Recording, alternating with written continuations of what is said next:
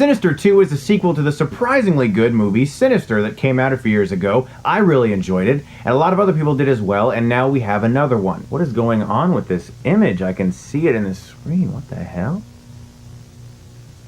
Am I in a Sinister tape? Oh my god!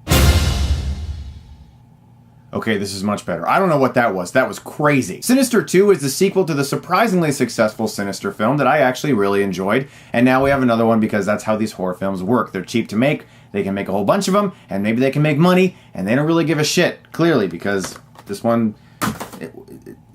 In this film, a mother is in the middle of a custody dispute with her 2 children and a husband that she would really like to divorce who is abusive. And the deputy from the first film is still investigating the whole Bagul thing, this creature that haunts children that gets involved with these videotapes in some way, and these creepy tapes are made in which people are killed, and someone always finds these tapes and plays them. And they're trying in a lot of ways to bring back elements from that first film that everyone thought was very creepy, like the tapes. The tapes were by far the creepiest, most disturbing element of the first film. In this film, though, they're trying to find an excuse or a reason for why the young boy in this movie would want to watch all of these tapes every night. There really is no real reason. I mean, when you really watch this film and you see this kid continuously watching these horrific tapes over and over again, they're trying to make us think that it makes sense in some way because of this really stupid plot element that the kid needs to watch these tapes for a very dumb reason. But in reality, it's just, hey, the first Sinister had creepy tapes, so that the second one has to also have creepy tapes.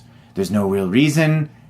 There just needs to be creepy tapes. But the thing that I thought was very effective about the first Sinister was how psychological it was. It wasn't a very gory film. It wasn't a film that relied on excess. It wasn't like Saw or Hostel. Sinister 2 starts to go in that direction with increasingly more elaborate and disturbing tapes that felt kind of like if you watched the Final Destination death scenes, except they were filmed with a crappy camera and made it look very old and cut it together in a creepy way. There's these big traps that are set up and these things that have to happen, and CGI is implemented now, and it's nowhere near as scary as it was the first time. The other issue is the whole story is so weak and flimsy. It's a scene-to-scene setup in which you're waiting for some sort of loud payoff. It's not filled with false scares like, say, The Gallows was, but there are still tons and tons of scenes in which Bagul is randomly in a mirror, or a computer screen, or in a doorway just standing there, and you begin to wonder, what does this guy actually do? Does he just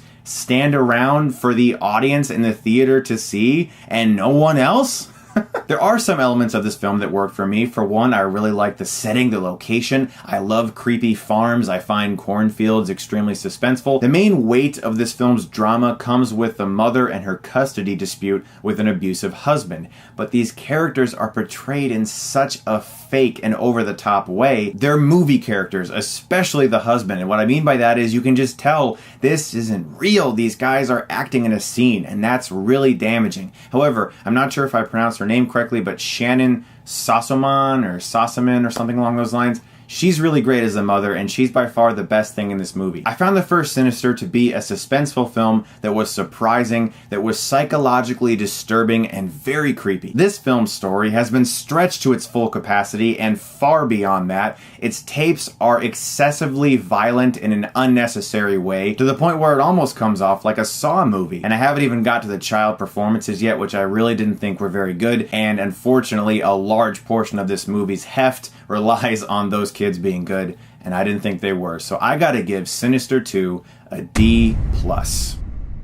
I think it's a largely missed opportunity, and I really hope this doesn't become a franchise in which the gimmick is just, what can we do in the creepy tapes over and over again? Now, I still got reviews for Hitman Agent 47 as well as American Ultra coming. I apologize for the lateness of these reviews. As some of you may know, I was in Chicago at WizardCon. I had a great time there, and now I'm back, and I'm going to catch up on all those reviews. Thank you so much, as always, for watching, guys. And if you like this, you can click right here and get Stuckmanized.